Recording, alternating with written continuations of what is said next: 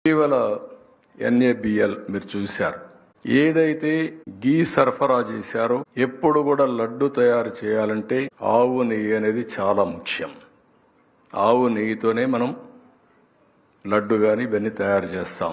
రెండో విషయం మీరు చూస్తే ఒక పవిత్రమైన భావం, మన ఇంట్లో పూజ చేసిన ఒక పవిత్రమైన మనసుతో ఒక పవిత్రంగా చేస్తాం. పూజలు కూడా ఇల్లంతా పరిశుభ్రం చేస్తాం, మనసును కూడా ప్యూరిఫై చేసుకుంటాం.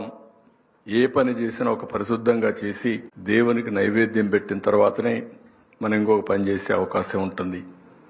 అలాంటి దేవుని దగ్గర చౌక నెయ్యి, అందు కూడా అడల్ట్రేషన్ నెయ్యి తెప్పించే పరిస్థితికి వచ్చారు.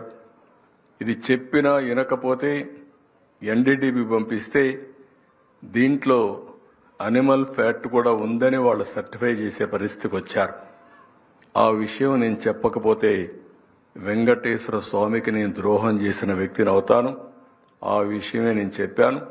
భవిష్యత్తులో వెంకటేశ్వర స్వామి దగ్గర గాని ఏ దేవాలయంలో గాని అపచారాలు చేయకుండా చూసే బాధ్యత ఈ ప్రభుత్వం తీసుకుంటామని మరొక్కసారి మీ అందరికీ విజ్ఞప్తి చేస్తున్నా. ప్యూరిటీ అనేది, పవిత్రత అనేది మనం కాపాడుకుంటే ఆ పవిత్రతే మనల్ని కాపాడుతుంది. దాంట్లో ఏమాత్రం అనుమానించే పరిస్థితి ఉండకూడదు.